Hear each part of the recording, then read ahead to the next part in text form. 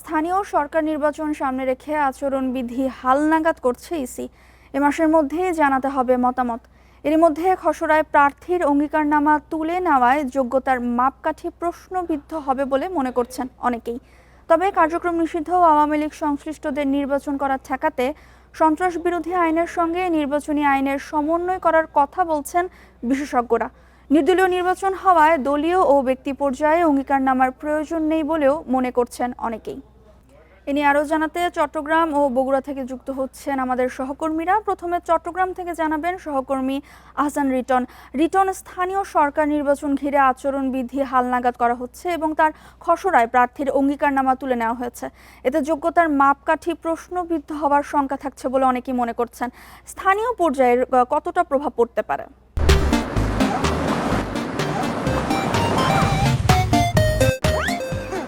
দেখুন, স্থানীয় সরকার নির্বাচন সেটি আসলে ঢাকার সঙ্গে সঙ্গে পুরো দেশেরই একটি বিষয় সঙ্গত, কারণ আমরা দেখছি আসলে নির্বাচনের এখনো পর্যন্ত আসলে স্থায়ী সঠিক কোনো তারিখ নির্ধারিত না হলেও আমরা দেখছি আসলে বিভিন্ন প্রার্থীরা অর্থাৎ যারা আগামীতে নির্বাচন অংশ নেবেন তারা দেখছি আসলে নানাভাবে তারা প্রচার প্রচারণা নেমেছেন। বিশেষ করে ঈদে এবং পয়লা বৈশাখের সময় যে সমস্ত শুভেচ্ছা বাণীগুলো থাকে সেখানে আমরা দেখেছি অনেকে আসলে আগাম যারা চট্টগ্রাম মহানগরীতে আছেন তারা আসলে স্থানীয় যে সিটি কর্পোরেশন রয়েছে সেখানকার কাউন্সিলর কিংবা মেয়র পদে প্রার্থিত হওয়ার একটি ইচ্ছা প্রকাশ করেছেন এবং তারা সেখানে নানা রকমের অঙ্গীকার দিতে শুরু করেছেন। আপনি বলছিলেন যে আসলে এই নির্বাচনী কার্যক্রমে যে হাল লাগাত সেটি আসলে চট্টগ্রামে যেহেতু একটি নির্দিষ্ট সময়ের মধ্যে সেগুলো জমা দিতে বলা হয়েছে, সঙ্গত কারণে চট্টগ্রামেও সেগুলো নির্বাচন কমিশন অফিস দেওয়ার যে প্রক্রিয়া সেটি শুরু করেছে এবং বেশ জোরে সোরে তারা সেই কাজটি করছে।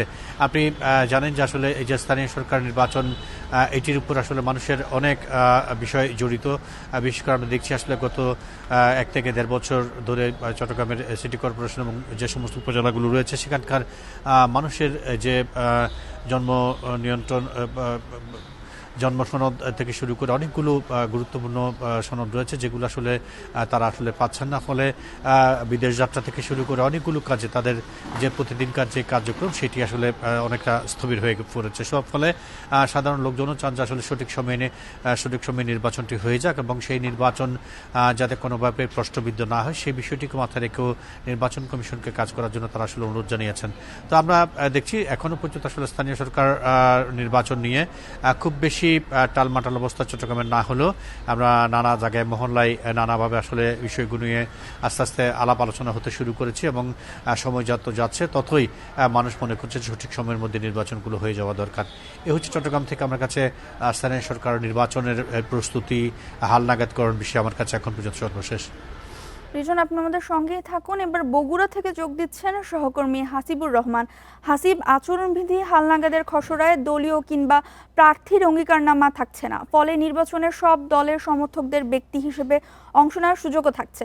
বিষয়টিকে স্থানীয় পর্যায়ে আসলে কিভাবে দেখা হচ্ছে?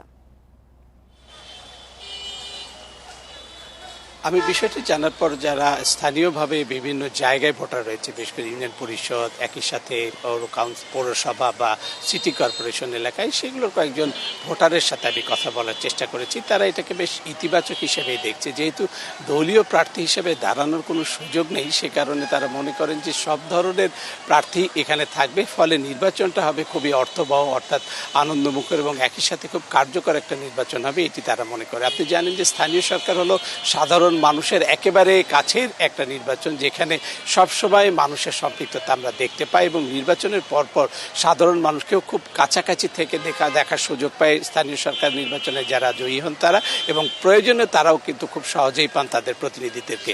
একটু আগে আহসান রিটন যেটি বলছিলেন যে দেশের বাইরে যাবার ক্ষেত্রে, জন্ম সনদ পাওয়ার ক্ষেত্রে যে বিড়ম্বনা এখন হচ্ছে সেটি খুব দ্রুতই লাগু হবে, এটাও তারা মনে করছেন। বিশেষ করে যারা ভোটার রয়েছেন তারা মনে করেন এই নির্বাচনটি খুব দ্রুত হওয়া উচিত।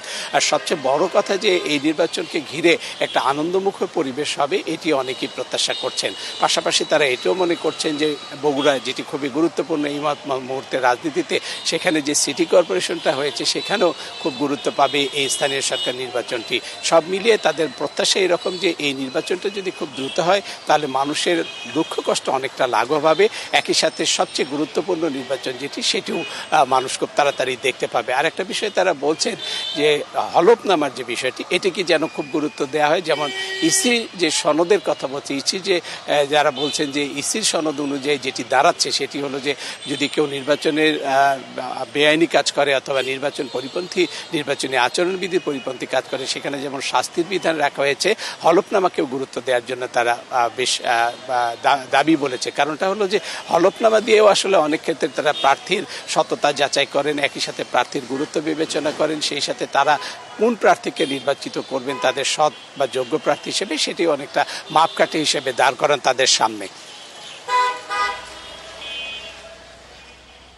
চট্টগ্রাম ও বগুড়া থেকে জানাচ্ছিলেন আমাদের সহকর্মীরা।